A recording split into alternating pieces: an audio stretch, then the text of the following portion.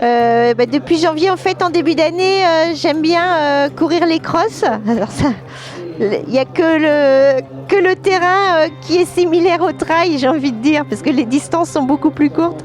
C'est vraiment c'est une épreuve pour moi parce que courir vite pendant 6 km, c'est difficile, mais j'aime bien essayer de courir avec les filles. Justement, ça me permet de courir avec les filles du club de freerun et puis d'avoir des courses d'équipe puisque après je pars sur ma saison plus en individuel.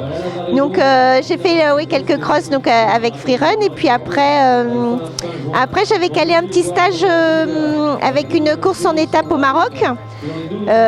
Avant les mondiaux 2013, j'avais fait aussi un raid au Maroc et je m'étais dit ça m'a porté chance, donc j'ai reproduit, un peu superstitieuse sûrement, et donc du coup j'avais fait ce petit stage, donc c'était bien parce que ça permet de courir en début d'année, donc ça m'avait fait un petit bloc de préparation et puis au chaud quoi, je veux dire par rapport aux conditions climatiques de la France. Et puis après, j'avais bénéficié du stage d'équipe de France. Et puis après, les mondiaux.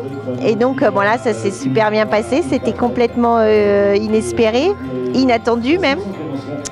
Et puis donc du coup je voulais refaire le challenge d'ultra, l'UTWT.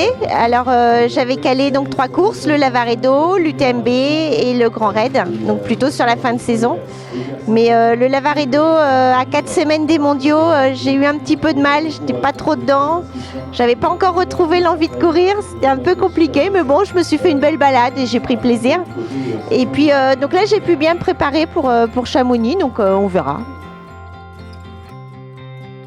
Alors en fait, j'organise jamais de stage en montagne parce que entre les compétitions, le boulot, la vie de famille, c'est compliqué. Et du coup, je m'entraîne toujours chez moi. Mais ce que j'essaie de faire, c'est d'arriver une douzaine de jours avant. Et là, j'arrive à refaire 3 jours en fait de reco et de course, quoi, de refaire un petit 3 jours sur le terrain. Donc c'est ce que j'ai pu faire ici. Je suis arrivée il y a une semaine et demie. Et du coup, j'ai reconnu quelques parties, notamment la partie finale entre la tête au vent, la flégère, parce que ça m'avait paru terrible l'année dernière. Et en fait, quand on le fait, qu'on est encore fraîche, il n'y a pas de souci, ça se passe très bien. Mais voilà, après 160 km, c'est plus compliqué. Moi, j'essaie d'aborder de façon sereine. En même temps, là, cette année, je sais où je vais. Je l'ai déjà fait une fois.